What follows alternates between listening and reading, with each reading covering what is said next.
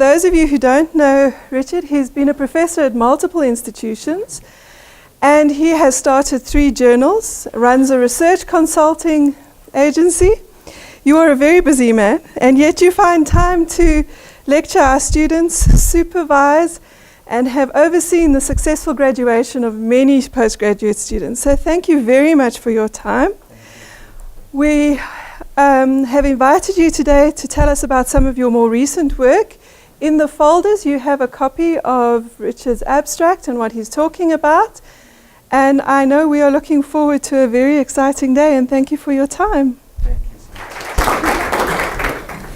Okay, my name is Richard CHINOMONA. I'm a professor at Vinci University, and today I'll be sharing with you a topic that I'm very passionate about. It's something that I have been trying to implement at VETS, and I hope that I can also be able to try to apply this at Da Vinci. It has worked so far at VETS, and I would want to think that the model can work elsewhere. Okay, the presentation is on rethinking and revolutionizing postgraduate supervision. Supervision versus Sharevision at institutions of higher education. Perhaps before I proceed to share with you what I have with me, let me introduce also myself. I'm originally from Zimbabwe, and I've got my qualifications from here, South Africa, from Zimbabwe, from Taiwan, where I did my PhD. I did my PhD in business management. My MBA, I did it in Zimbabwe, and I did my master's in economics also at University of Zimbabwe, and my master's in public administration here in South Africa at University of Fort Hare. Then my honors degree in economics at University of Zimbabwe, honors in politics and public administration at University of Zimbabwe, and a diploma in project planning and management also at University of Zimbabwe. I've done a number of certificates which I didn't include here, and I'm almost about to finish my PhD in economics also. So that's myself. I have published more than 100 articles, mainly on marketing issues, but I've tried to publish across all the management disciplines, especially on organizational behavior, leadership. Those are other areas that I'm passionate about, that I've researched on. Currently now, my passion has been shifting to research, and as such, as professors were expected to be supervising postgraduate students, and one thing I found that has been a stumbling block to many PhD students, master's students, postgraduate students in general, has been the issue of research. And beside that research, the supervision aspect of it has been an issue that those who are in postgraduate level, at postgraduate level, will agree with me that at one point or the other, they were not happy with the way supervision was handled between them and their supervisors. And this is what has necessitated this. I came up with the idea after going across some research, and then I said, no, let me try to come up with a model that can perhaps in the future replace this so-called supervision we have, and have something that speaks to the dictates of what is on the ground, given that things are moving, and the students we used to have 10 years ago are no longer the students we have today, because things have changed. So that is what necessitated this topic.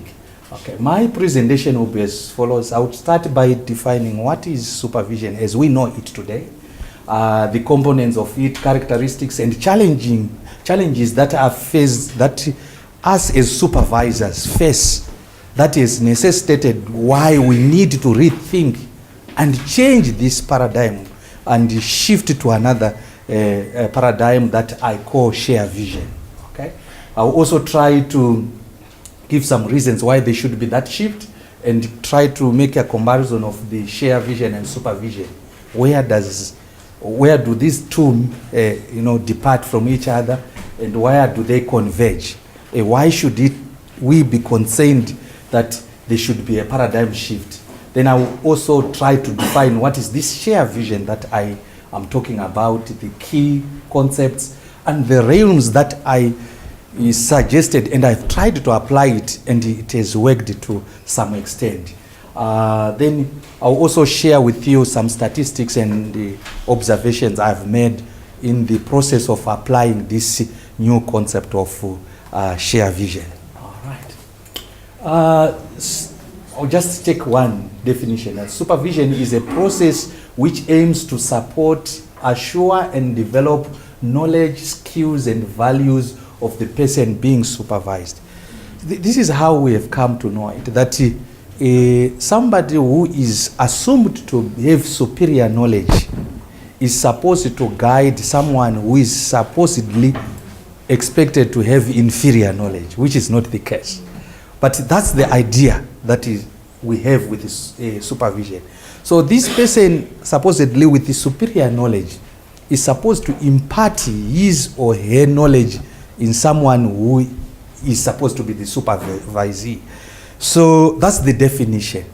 And although different people have tried to add this here and there, like it is a process by which a trained senior professional helps another person to learn and develop professionally through engaging in a process of review and reflection. So all in all is somebody is up there in a hierarchy of academic intelligence and the other one is below. So there is osmosis there from the higher level to the lower level. All right, that's the assumption. Okay, so it is assumed that the supervisor is more educated and the one who is the supervisee is less educated. Hence, there is the need of supervisor and a supervisee. Also, besides this level of education, it is also expected that a supervisor is supposed to support the students through and through the academic journey. Right? You see, this when you are doing research, there are a lot of potholes that you find along the way. And sometimes you hit the wall, you retreat. So there should be somebody who should guide you, that instead of taking 40 years in the wilderness to just walk 11 kilometers to get to the promised land, this supervisor is supposed to lessen those 40 years, right?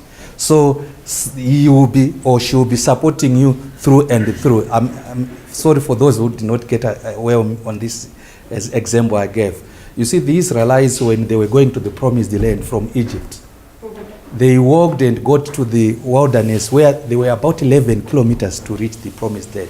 But it took them 40 years to get there because they were moving on and off, on and on, and for some reasons. So we want to avoid that in academics, that the students take the shortest possible time they need to get their qualifications, whether it honors, masters, or PhD, so be it. Then administrative, right? Even after you've finished doing your thesis, your dissertation, you find there is a lot of administrative work you have to do, appoint internal supervisors, external supervisors, do this and that as a supervisor. So all these are things that are expected of the current supervisor today. Right. Also, it is supposed that this supervisor is well endowed with knowledge. And this knowledge is not accessible to the supervisee. So hence, the supervisee comes to the supervisor to learn, to tap into the knowledge base that the supervisor has. Okay. Which is what I'm contesting with this new approach. That is it indeed that the supervisor has monopoly over wisdom, and has only him or her has access to this knowledge base that the student cannot access. Okay. Also, the professional efficacy, right? In academics, the difference between writing an academic piece of work and a piece of journalism is that in academics, we have a standardized way of writing an academic piece of work, a scientific piece of work. Right. So the supervisor is a professional person who has been trained and he knows or she knows how it is done. So as such, is supposed to guide the supervisee through and through. Okay. what are the challenges that we have met as supervisors using this concept with a hierarchical order where somebody is more endowed with knowledge and another one is inferior knowledge? Right. You find in a situation where you assume that somebody has inferior knowledge and happen to have superior knowledge than you, the supervisor, the relationship won't go well. Right. If the students tries, like we in business management, we have students who come from the business arena and they have been in business for 20, 30 years. And the knowledge that they have cannot be replaced by a book. Right. So now you supervise that student who is writing on a business management issue that he knows best over years and years. And there you are, you have graduated your PhD, you have published a lot, and you are a well-respected professor, but you don't know practically what happens in the business. Now he comes with an idea, he tries to share with you, and to you, it looks like you feel like the student is trying to educate you when you are supposed to educate him. So the relationship becomes a bit difficult. So what I realized that from my experience with students is that you have to have a good relationship quality where you trust each other and you are satisfied with the performance of the student. So is the student should be satisfied with the knowledge base that you have. And also there should be commitment to the piece of work that you want to do together. Because it's a journey that you'll be co-authoring, doing the thesis. It's like more of co-authoring the piece of work with the student. So it needs trust, it needs commitment, it means cooperation and collaboration. That's hence relationship quality management becomes an issue. Otherwise the student might take longer than necessary. Supervisee competence on the issue, like the issue I was talking about, the issue of business matters. You find if you are the supervisor and you happen not to have detailed, in-depth knowledge as some of our students we have today, you feel like the student is challenging you, yet the student is not at all challenging you. So that becomes a bone of contention, that the supervisor could just go and read, and the student reads and comes back, then the supervisor said, okay, but it's not good, go and read again. Until the present student gets angry and say, no, I'm not getting anywhere, I'm moving in circles. It looks like the supervisor doesn't know as much as he should know or she should know. Then that creates a problem. Okay, leadership qualities also. You see, as the supervisors, we also do teaching, lecturing. So trying to balance time to lecture, time to do our personal research. You see, in academics, they say publish or perish. So if I don't publish, like at VETS, they actually even tie your annual salary adjustment to your publications. So if you don't publish, you don't get any increment that is associated to that. So now you want to publish, you want to be attending lectures, and also you want to give sufficient time to a student. It becomes a challenge again. So sometimes you find a student send a piece of work, it goes for 2 months, 3 months before you attend to it. The student says, no, this is too much. And more so, it is not one student, you might be supervising 2, 3, 4, 5 students. So it becomes also a bone of contention. Right, also the other issue has to do with the cultural, social orientation matters. You will sometimes supervise students who come from other countries, who have a different experience in terms of cultural orientation. Some things we take for granted that, well, students should understand this. It's to them, it will be a big issue. I remember when I went to Taiwan, I realized that their cultural thinking and way of doing things is totally different. I'll just give you one simple example. My professor said, can you share with us which statistical packages you can use to analyze data? And being the only African in the whole class, I decided to be an ambassador of Africa, and I raised my hand first. And I said, no, I can use the smart PLS to do regression analysis, this and that and that. And my professor just smiled. When he smiled, I just said, yes, I've represented Africa. So later, when others were talking, they said, no, I can do structural equation modeling approach using Israel, using Amos. And I said, what is this now? They last used it 15 years ago. And now, I really felt awkward. Then later, I asked my friend, and I said, but how come this professor smiled as if he liked what I said. He said, you see, here in Taiwan, when you say something stupid, we don't laugh. We actually smile to save your face. So that's when I realized that, you see, culture is important when you are relating with students, because we come from different cultural backgrounds. So you need to understand your student, that which culture does he come from. Before you relate with him, you need to see how you can engage and relate to one another. Okay, there are many challenges that we face as supervisors, but I just picked some few for the interest of time. But then I said, is this the best model for supervision that would make the student gain as much knowledge as needed and even graduate at the shortest possible time? So I then realized that, you see, in this digital age, access to that knowledge we used to have 10, 20 years ago is almost flattened. I remember when we were doing our degrees, you had to go to the library, offload these encyclopedias and big books, read and write assignments, and you submit. And for anyone to know what you know, he had also to go and get those big books and read. Right? But now things have changed. Right. You don't need to go to the library to get the knowledge that the professor of yesterday got. Right. You just Google something, you get it instantly.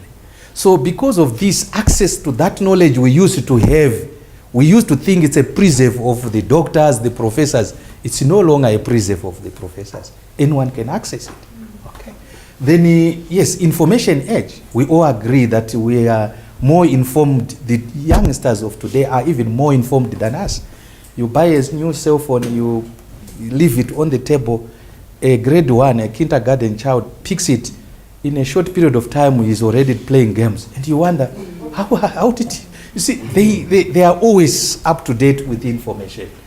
And knowledge society, indeed, we all agree that we are more knowledgeable today than decades ago. And because of that, we can't continue to assume a priori that a supervisee has less knowledge, has less wisdom than the supervisor. That's the fallacy now. The experienced learners, as I was saying, in fact, this is more realistic with the Da Vinci, right? Where you find the students you supervise at Da Vinci are not ordinary students we get at VETS, who have just finished their honors, goes to masters. Who have finished their masters, they go straight to PhD. Here you get students who have been running business for 10, 20 years. You get students who have been managers, directors for 20, 30 years, right? So such students are already endowed with knowledge that is not on paper, but practically in their mind, in their brains. So supervising such a student then becomes a challenge, especially for a supervisor who has never been in the corporate world, who doesn't know how business is done there, right? So it becomes really a thorny issue. Learners' challenges with the supervision, right? I mentioned the issue of time management, the supervisor balancing teaching, research, and supervision. It's a challenge on its own. And also where they seem not to be speaking to each other in terms of having that relationship quality, it becomes also a thorny issue. This is why sometimes you find a student tries to enlighten the professor feels offended. The next thing is the professor goes on a passive resistance. Says, oh, go and, no, you've messed up, go and rewrite. No, but you are delaying the student unnecessarily because you feel you have monopoly over wisdom. Okay, so these are the challenges I have seen with our current supervision model.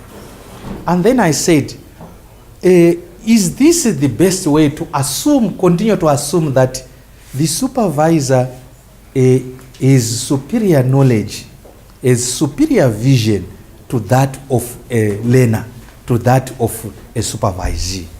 So I came across the word called Sharevision. Although this has not been applied, across disciplines, the idea augurs well with what has been done in the medical fraternity. Although they don't use as such the term supervision, share vision. If you go through the literature, I came across different concepts that have been used in medicine. Like, for example, they use the term peer group supervision, staff group supervision, supervisory group. I will explain what this means in the medical fraternity and how this is a bit different from the share vision approach I'm suggesting for institutions of higher learning. The concept share vision is not totally new. As I said, in medicine, as far as 1940s, 1950s, in the medical fraternity, they were beginning to think of this as an alternative way of supervising students. Because they realized, because of the nature of the field, they realized that it is important that learners learn as much as possible from their peers, also learn as much as possible from other professors in the same medical fraternity, and also from their counterparts elsewhere. Okay. So the term supervision has been loosely used in the medical fraternity as group supervision. So there they were saying that one supervisor can have a group of students that is supervised. They come together, each one presents what he or she has been doing in the field, and then the supervisor will be guiding them. Okay, in your area of research, you should go this way, you should go this way, right?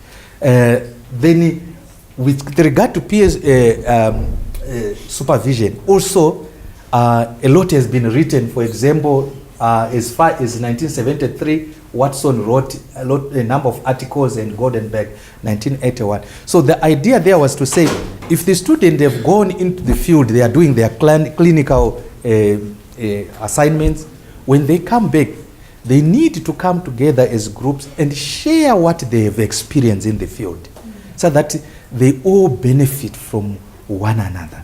There will be cross-fertilization of ideas on how to manage and handle medical issues. So that's how it has been used in the medical fraternity. You can hardly come across this group supervision in other disciplines other than the medical fraternity. So then, after armed with that idea of group supervision, I said, how can we now panel beat this idea and make it suit to this idea of share vision, which is what I want to share with you, what I later did to enrich this concept of share vision and tried to apply it practically at VETS, and also I'll share with you the statistics of to what extent I've succeeded in this regard. Okay, again we go back to the comparison, share vision and supervision, right? The idea, as I said, supervision assumes that somebody has what? Superior vision, right?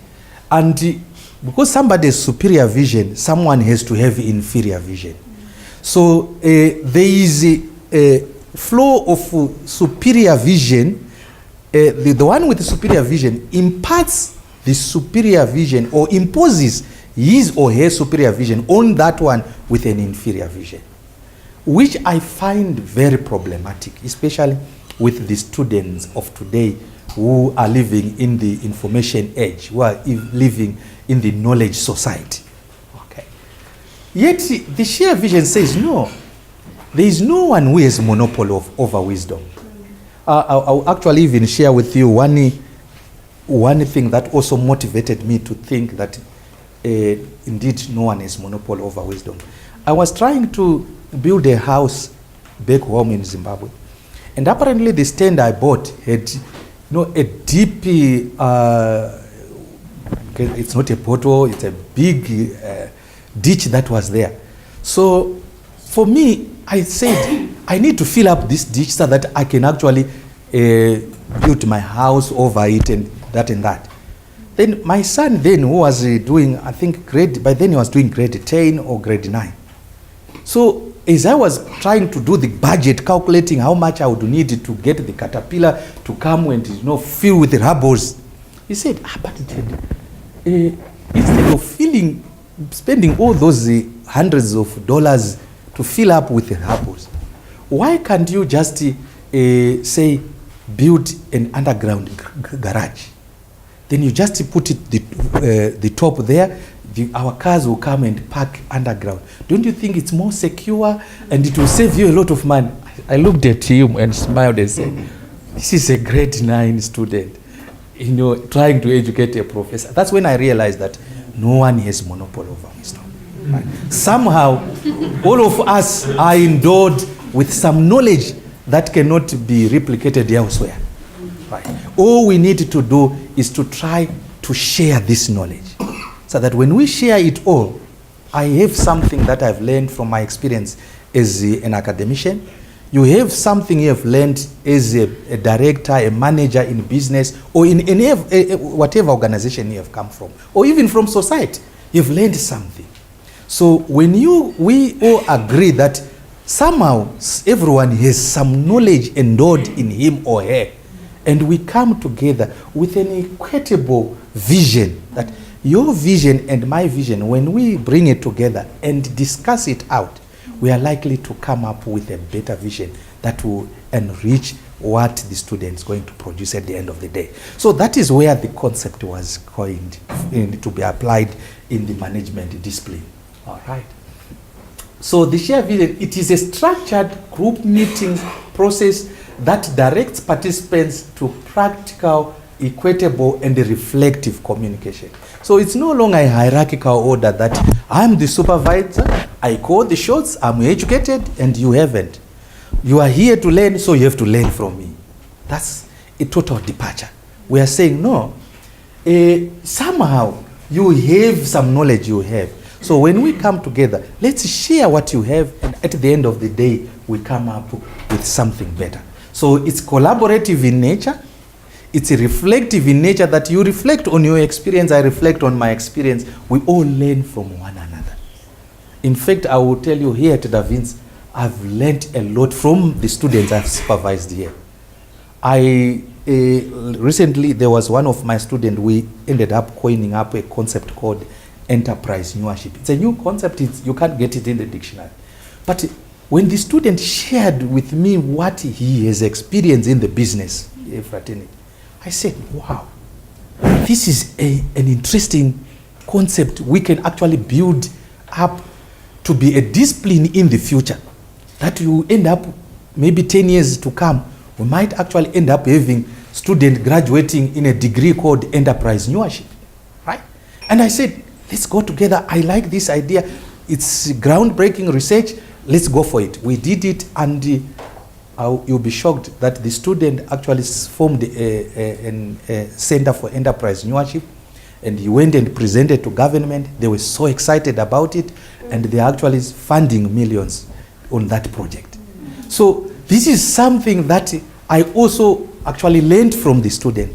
And now and again, he asks me and he consults me, and all I can do is to try to advise him from an academic point of view. But the practical side of it, I can't steal it from him. I actually have to learn the best from him. Okay, so that's something I thought I needed to share with you on this Sharevision. So, since it's a new, almost relatively new concept in academics, there are other terms that I had to come up with to try to show the distinction between the current supervision model and the Sharevision. For example, the issue of share instead of super, right? So it's a total departure from the supervision to a shared vision. So we assume that each one has a kind of a vision, not superior to one another, but somehow you come together and share different visions. Then the issue of supervisor already presupposes somebody has a higher authority. And that creates some problem, especially when a student tries to share what he has learned in life with the supervisor. So as a result of that, I decided that instead of calling ourselves supervisors, we should be called advisors, right? So that we break our way from this hierarchical order of superiority and inferiority complex thing matter. Then the student becomes an advisee, right? A learner and advisee. Then I also decided that to capitalize on this sharing of knowledge, there should be some realms at which this knowledge can be shared. So I decided that for now I came up with 3 realms at which this knowledge can be shared as we do this Sharevision, apply this Sharevision approach. Okay. What are these 3 realms of knowledge sharing? The first one is the advisee or learner's realm, right? You realize that whether we like it or not, our learners today are so networked with different groups of people elsewhere. And as such, they learn a lot even faster and more than what we teach them. So in my case, I then decided that, no, let's have a realm of the students that we are supervising, that we put them into a group that they can also share what they are researching on their own as students, right? So that at the end of the day, before the student comes and meets the advisor, the student also has closed the potholes that I'm supposed to highlight from the onset. Are you getting the idea? So in my case, I started applying this when I had a group of master students at Vets Business School. I put my students into groups of 5 for master students. And each group had to meet and discuss and present before each other, before their research proposal, before they come to me. Critique one another, add value to one another on their own at peer group level, at student group level, right? And also I encourage them also to network with other international student groups so that they enrich their understanding of research on a specific matter that is of interest to them. You really understand that today it's even cheaper to communicate with somebody in America, in Asia, because of technology, right? They can form a Skype group, they can form a WhatsApp group, and they can share knowledge on an instant basis. Again, I suggested that there should be also a realm for advisors. In as much as each of the students has no monopoly over knowledge, so are the professors themselves, right? You see, the irony is that people think that because my supervisor is a professor, he knows it all. And the other doctor next door knows less because he or she is not a professor. That's not it. Today you will find even a doctor who has just graduated who is more knowledgeable than the professor who has been in the field for 30 years. Right? So I then said, again, in as much as I have come to know a lot of things in my research journey, so don't know some of the things that I'm yet to learn. So instead of waiting for 5-10 years to learn that on my own, why can't we form a group of advisors? That, oh, this one is very good at understanding how to state a problem in an academic piece of work. This one is very good on how, on educating others on how to do empirical literature review. This one is good at designing a research as it is, right? When the student speaks of his or her problem, you can say, hey, the design should be a mixed method approach because of this, by mere listening to the student. Somebody also is good only at analyzing data using quantitative software, qualitative software.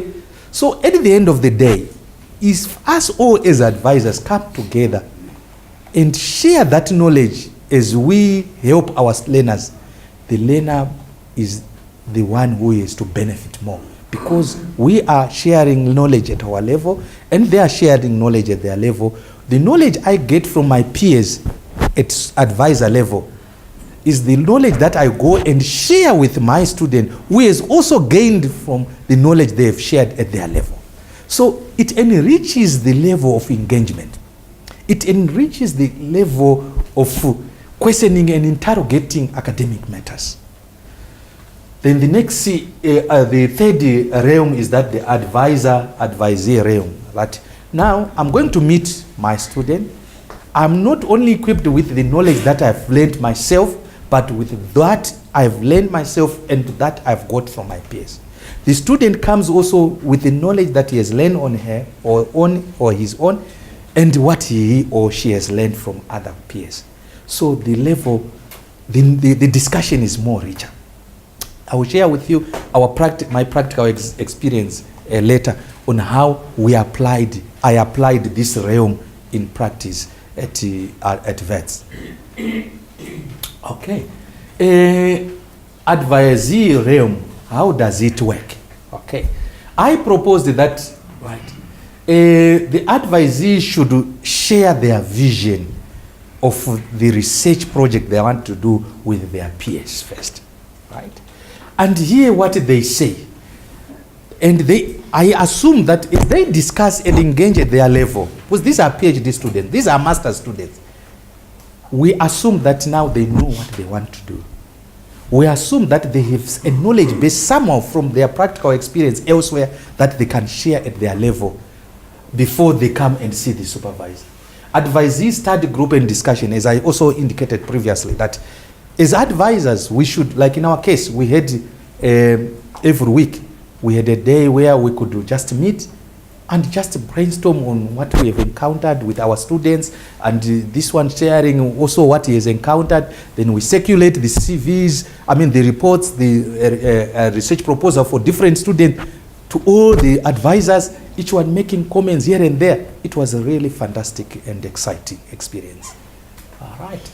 Then in social media groups, WhatsApp, Skype, Facebook, and Google. So what we had to do was to say, look, we don't have to be left behind with this technology. Let's incorporate this technology that these youngsters of today have come to accept as part of their life. Right? If you want to be serious with communicating with the students, you can't do that effectively without talking of WhatsApp, because almost every time, even in class, as you are lecturing, they are actually on WhatsApp. They are actually on Facebook. So those are things that they actually be doing all the, checking every 5 minutes, they'll be checking what is on my WhatsApp, what is on my Facebook. And say, the only way we can reach out to these students is to use this platform they know how to use best. So we formed some groups of the PhD students, groups of master students on WhatsApp, on Facebook, and even on Skype. That sometime we can actually do live, discussion with the students on these platforms. All right. Right. Advisor-advisee realm, how does it work? On this part, the idea now is not like the osmosis where we have knowledge coming from a higher level of concentration to a lower level of concentration. We have an engagement. It's so involving that we are discussing as colleagues, right? Because no one feels superior in this case. There is also interaction. I need to get to know my learner, my student. I learned when I was working in government. I realized that when I was writing a report for maybe the minister or anyone, or even to the president, you write a good report and send it. The moment they see it, they say, oh, these youngsters coming from school, they are always too theoretical. They can't understand the practical aspect of things. But what I realized, I used to blame them that the problem is that I wish they were educated like me, they could understand me better. But later I realized that, you see, the problem was not with my boss. The problem was with me. And I actually started writing a book that I say, Managing Your Boss. Right. The idea was, sometimes if you have a good idea, if you don't communicate it well to your boss at the right time, right, it might be thrown up away, not because it's not good, but you did not communicate it well. Or you did communicate, you communicated well, but at the wrong time. Right. So you need to understand your boss. Is he in the right, or she in the right mindset to present my issue well? And you understand his do's and don'ts to the point that, okay, when he's smiling like this, when I talk like this, he's likely to give me his ear. Right? So you present it in a way that it will be acceptable. Because at the end of the day, if it is accepted, it's for the benefit of the organization, it's for your benefit, it's for the benefit of your boss. So that is why it's very important for us, maybe as employees, to learn how to manage our employer. Right? I'm yet to finish that book. I hope I'll share with you one day when I finish it. Okay. So it's all about interaction. So when you are interacting, you need to understand each other. Right? Otherwise, the interaction will not be effective. Consensus. Right? The issue is not about the superior vision being imposed on an inferior vision. The idea here is we need to share and reach a consensus. Right? The student also bearing in mind that, well, I have this knowledge from the business, from the community, from wherever. But then this knowledge I have has to be molded in an academic way for it to be academically acceptable. So in that regard, he or she will be willing to learn on how to convert the knowledge base he or she has into an academically acceptable piece of work. And as such, as this advisor, I should also be willing to give an ear to understand what the learner wants to do, so that at the end of the day, it's not my thesis, it's the students' what? It's thesis. And unfortunately, we as supervisors, we have this tendency of saying, no, I'm the supervisor, I know it best, I call the shots. And at the end of the day, the student ends up writing or researching on something she's not or he's not passionate about. Or maybe he loses track. I was on Wednesday, last Wednesday, I was at the National University of Science and Technology in Zimbabwe. So I was called there to give a lecture on how can we effectively supervise. It was a workshop for the supervisors and the learners. They were present. And after I gave my speech, one learner actually rose up and said, you know, Prof, you are saying the truth. What I'm writing about now is no longer my research, it's my supervisor's research. Because that's not what I intended to do, but he said, what you want to research is not academically acceptable. So now, because I want to get my degree, I'm just doing what he wants, not what I want. It's a really painful thing. But yet when our learners are allowed to write what they are passionate about, one, they are likely to do it up to the end because they are passionate, motivated by it. And two, this is when they can be very creative and innovative. I was sharing with you my experience with the Da Vinci students here. This is not a biased approach. A lot of the students that I have supervised here, they are actually practically implementing what they wrote here, right? Why? It's because I actually appreciated what they had in mind and tried to help them just tap what the knowledge base they have into an academically acceptable piece of work. And now they are just applying that, okay? Which is difficult if we continue to have this old, I think it's long overdue and outdated, this concept of supervision. It's a high time that we try to share this model I'm trying to suggest here and try to apply it to as many universities as possible. I see us changing and revolutionizing the way supervision is currently done at universities of higher learning. Okay. And then the issue of sharing, I cannot oversay that. But before I close, let me share with you my practical experience. I inherited a dysfunctional department of marketing. So when I inherited this department, I was told that in fact, they wanted to dissolve the marketing department because they realized that year after year, there were some squabbles and things were not going well. The head of department fired, then another year, on and on. So what they then, when I inherited it, I realized that the department had gone for almost 10 or so years without graduating one PhD student. I realized that they had gone for almost 5 or 6 years without graduating a master's student. It was really a pathetic situation. And then I said, okay, I need to turn around this unfortunate situation. And no one could believe that I was going to, the miracle would start with me, because they knew that every year, after all, he's not going to last for more than 12 months. There will be someone. So when I went for more than 3 years, they said, oh, how is this possible? Right. And the first year, for the first time, we graduated 4 master's students. And after 2 years and some few months, we graduated about 3 PhD students for the first time. I then used this same model at Wits Business School. They had now a backlog of hundreds of students, master's students, failing to graduate. Some were actually giving up hope. So they invited me there. Then I took a group of first 3 students. And I remember very well, one of the students actually had been trying to develop a proposal, had been supervised by about 5 supervisors, and they couldn't understand each other. So she came to me, she is from Botswana. She came to me 3 or 4 days before presenting again, maybe for the 5th time, her proposal. I sat down with her and took her through the journey and to help her do something. When we were in that board to decide whether the student is supposed to be allowed to go ahead or not, when she presented, everyone was looking at each other. And then after she left, they said, Prof, how did you manage to make sense, put sense in this lady?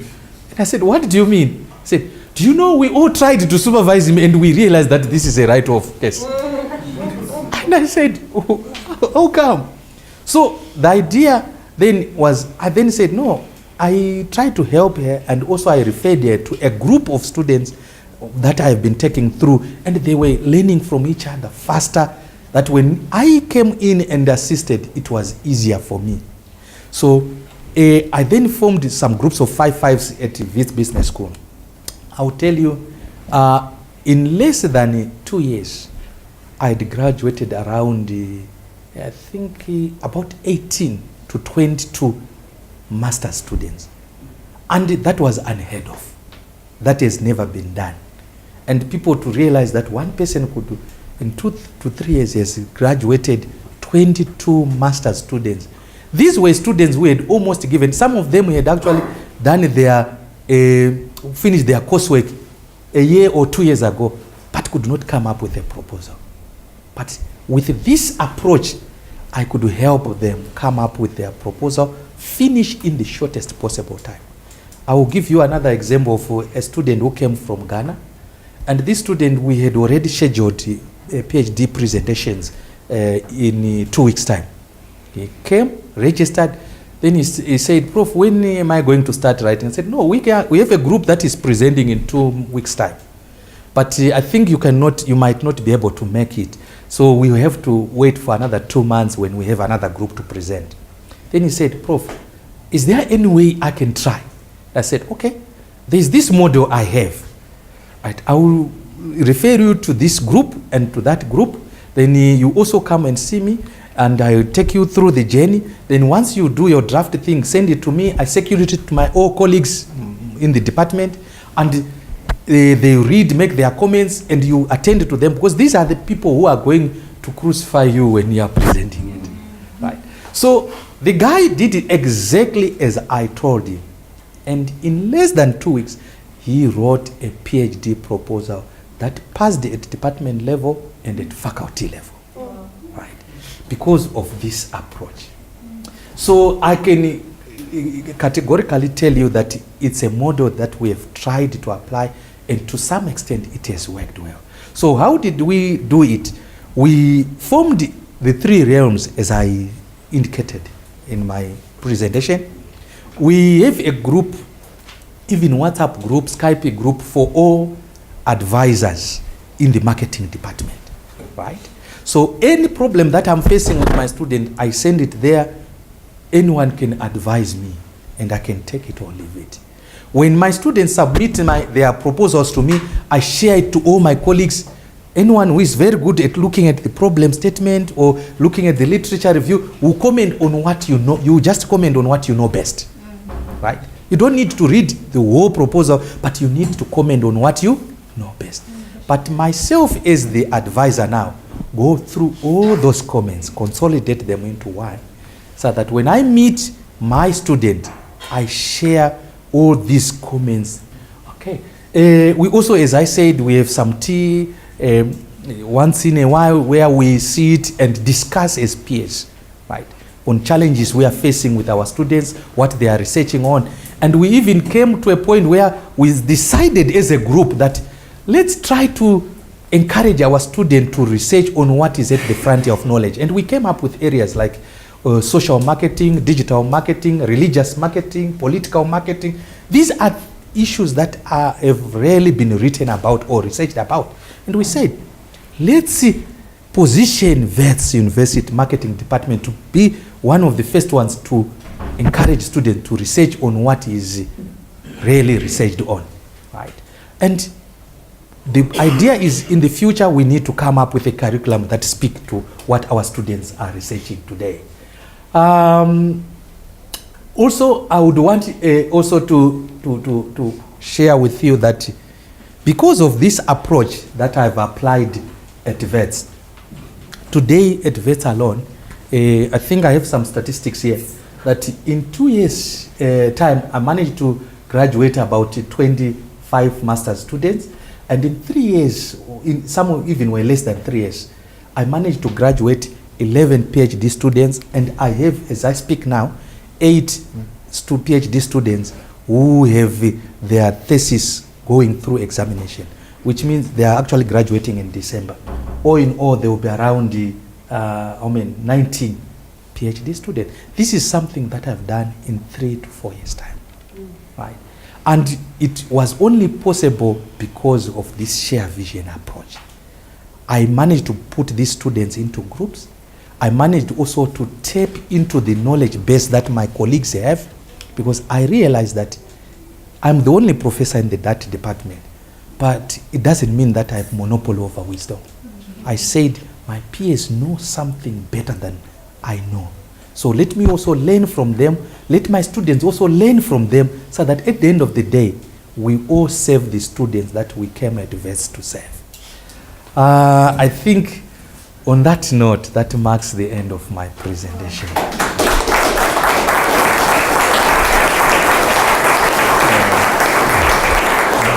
So are there any questions at this time? Ben, do you want to kick us off? I would like to ask, thank you very much. I think this is very relevant to the Vinci as a Motu institution, where it's all about deconstructing the idea of knowledge as being defined and co-creating it. So I find really this very, very insightful. But I want to ask a question. Yes, yes. Well, what will be the difference if you go the shared vision process in a qualitative versus a quantitative research journey? Okay, that's a very interesting question, right? If I don't exhaust it well, you can help me, colleagues. But I want to say, for me, I've realized that there isn't much of a difference between those doing quantitative and qualitative, because I actually had some students who were in groups that initially I had few students who were doing qualitative, but later I had more of the students who were doing qualitative that I had formed a group. But initially, those who were doing qualitative, I think I had 2 who ended up in groups of those that were doing quantitative. Their challenge was when they were talking about how to do the design of their research. That's where they had to need a special request, special attention from me. But what I then did was that because a quantitative research design is different from the qualitative research design, I encourage them to belong to other international groups of PhD students and master students who do similar research approaches. And this has been helpful. And even for myself, I said initially, I said, no, I just want to specialize in quantitative. I don't want to be a qualitative person. But I will tell you now, people begin to think that I'm more of a qualitative specialist after I met people who know qualitative, who have also educated me, including my doctor here, Dr. Prof. We used to argue here and there. And later I became slowly, I fell in love with qualitative. That I'm still learning, and I know, Doc, you also remember we used to argue on issues of ontology and the like. So, to me, I think this approach can apply both to quantitative and qualitative. And if we mix these students, there is the advantage that there is a cross-fertilization of ideas, that if you wanted to be just purely quantitative, if you hear what the qualitative students are saying, you might reconsider and say, why can't I do a mixed method approach here? If I take note of what these ones are doing and what I'm doing and put it together, if the results I find from the qualitative buttress what I get from quantitative, then my research can actually be richer.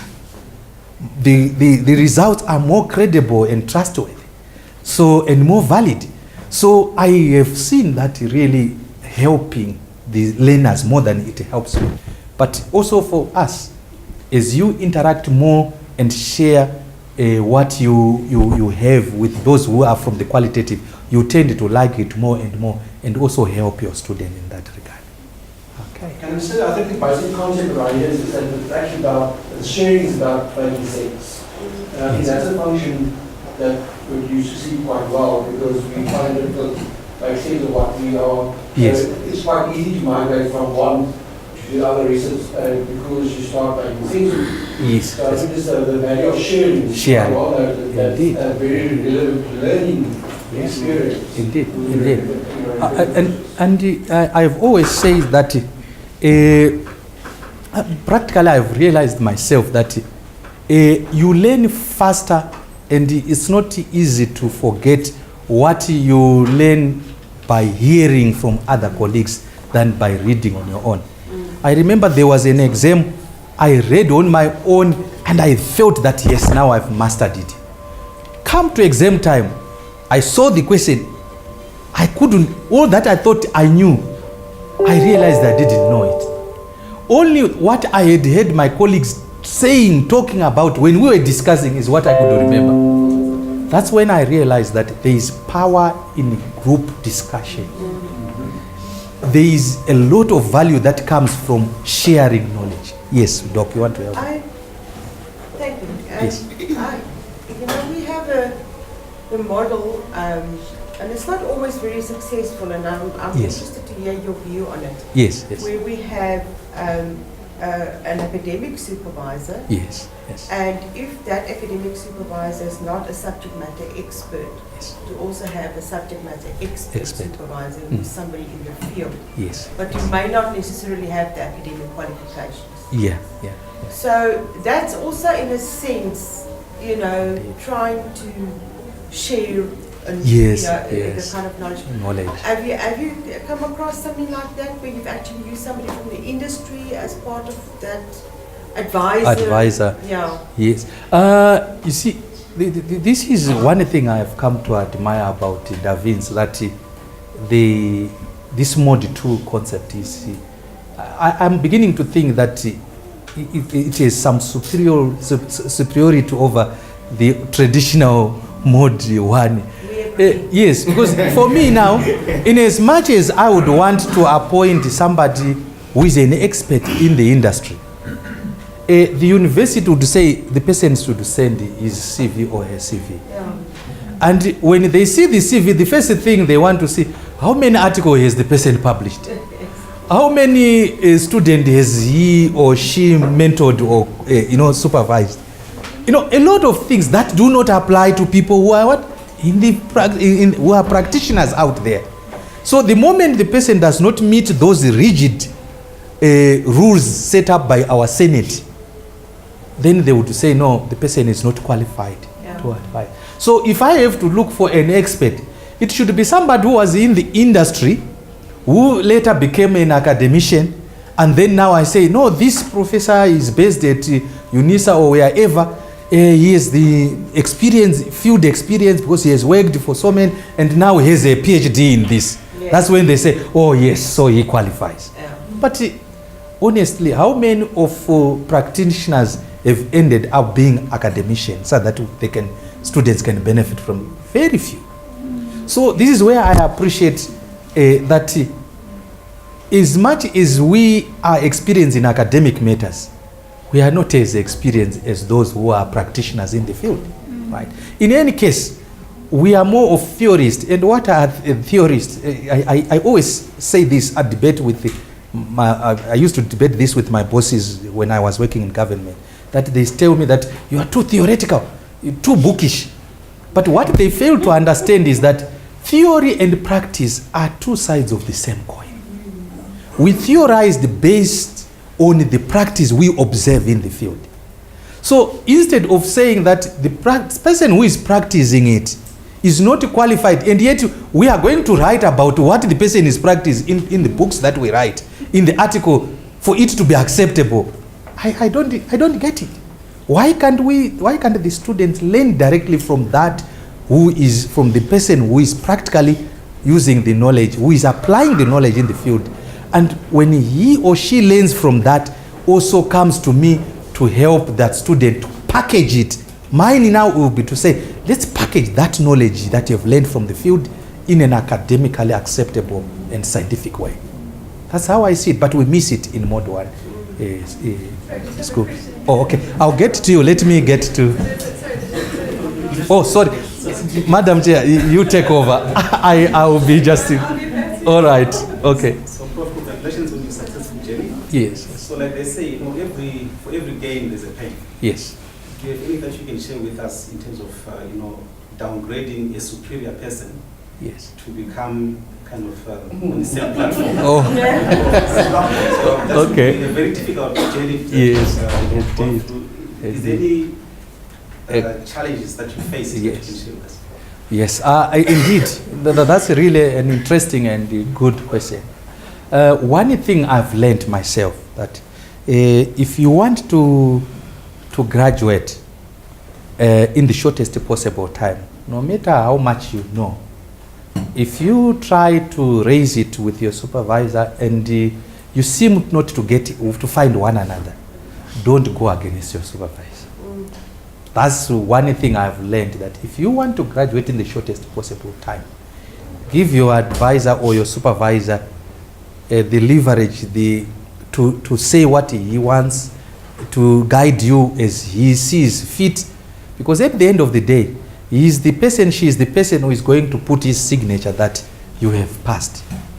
And for him or her, she would not want to put her signature or his signature on something that is mediocre. Because at the end of the day, if people read that piece of work, because nowadays you do your thesis, before you graduate, it has to be uploaded online. Right. So anyone can read it wherever he or she is. So when they see that there is Professor CHINOMONA who supervised this, substandard piece of work, it will do a lot of damage to me than to the student. Right. So this is why sometimes the supervisors try to end up being rigid, which is what I don't, of course, subscribe to. But that's the bottom line, that, well, at the end of the day, it's my name at stake here. I worked for it for many years, and I cannot allow it to go down the drain. So if you want to graduate in the shortest possible time, I encourage you to listen to your supervisor, follow your supervisor. Or if you have something passionate that you think, indeed, this is what I want my supervisor to advise me on how to make it an academic piece of work, then you have to learn this book I'm writing, Managing Your Boss. Right? How do you manage your supervisor? when did you should know what is the right time to talk to him, right? And how do I communicate to him? Because sometimes you have good ideas, good points, valid points, and the supervisor is willing to listen, but you are saying it in the wrong, in an arrogant way. It will not say. So you need to understand when to say it, how to say it to him. After you study, before you start your thesis, you have to research on your supervisor. After you research and understand him, then you know that now, at least we can speak at the same wavelength. I will also share one experience I had with my supervisor. I was delayed by about 4 or so months to graduate. But this was not that I couldn't relate well. When my supervisor taught me things that he didn't want to teach anyone, my professor. So he said, after I've taught to you this and you are doing it best, now let's agree that when you finish, you graduate, you are not going back to Africa. You remain here, I'll provide for you. And he even arranged my wife to come and study there. And now he was arranging for my family to relocate to Taiwan. And all of a sudden, something got into me and said, this knowledge I've got will have more value and impact in Africa than in Asia. Because they have it more and more. They have this knowledge. And I want to go and share with my peers at home. And I tried to explain to him. He became very angry to the point that after I had met all the conditions, defended all the proposal, the final thesis, he refused to put his signature. It was only when the head of the dean had approached the vice chancellor of the university, the president of the university, that he finally agreed to put his signature. And even up to now, 8 years down the line, I'm still persuading him to forgive me. Prof, mine's not a question, it's more a statement. I think from a student's perspective, yes, your model around supervision collaboration and supervisors optimizing on their ecosystem is exceptionally enticing. Yes. And I say that because, to your earlier points, supervisors need to fundamentally build credibility with their students. And very often they understand the academic rigor, but they don't really have the rhythm around the practitioner. So I mean, I'm a practitioner and I'm sort of fundamentally crossing over into the academic stream, but my practitioner stance is still very prevalent, and I'd still continue it. But Vinci is the only institution that actually allows for that. Yes. So I think that's actually quite profound, and it's, as I said, very enticing for the student.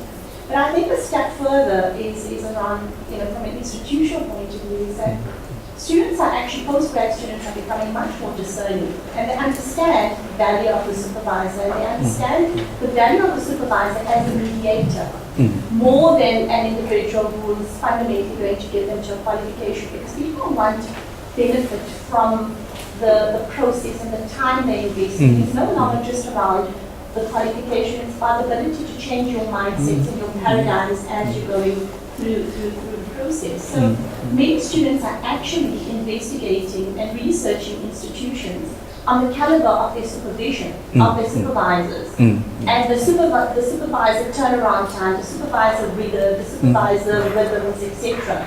So with this model, I mean, if institutions actually adopt a model such as this and promote it as such, I think it definitely will hold the institution in good stead as well in terms of student selection. Indeed. Indeed, what she actually says, it's true. At VETS, before I came there in the marketing department, no one had actually graduated, I think, in less than 4 years, if I'm correct.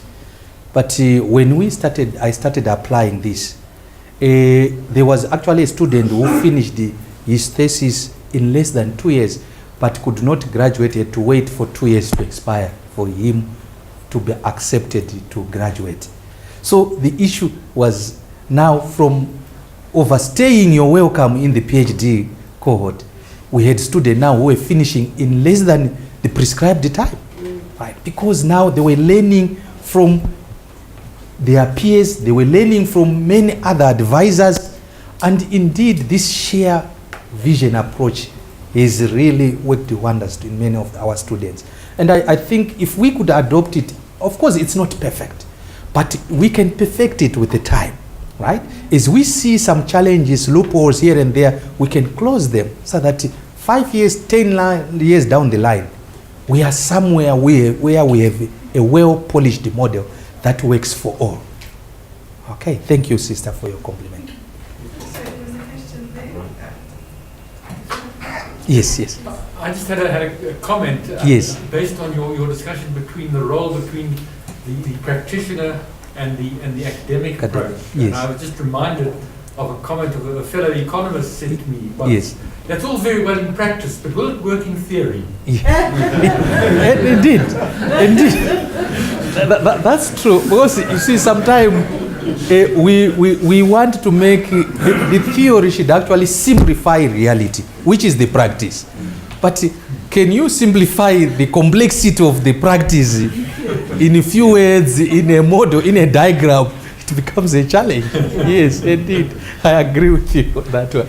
So I'm going to ask the chair of our council just to close our comments, and then please continue our discussions. We haven't even got to undergraduate research, and you were talking about practitioner-based research. This is so real for us. We really believe in the value of taking practice with a theoretical understanding into problem solving. So we've got lots to talk about, but if I can hand over to you. Cool, thank you very much.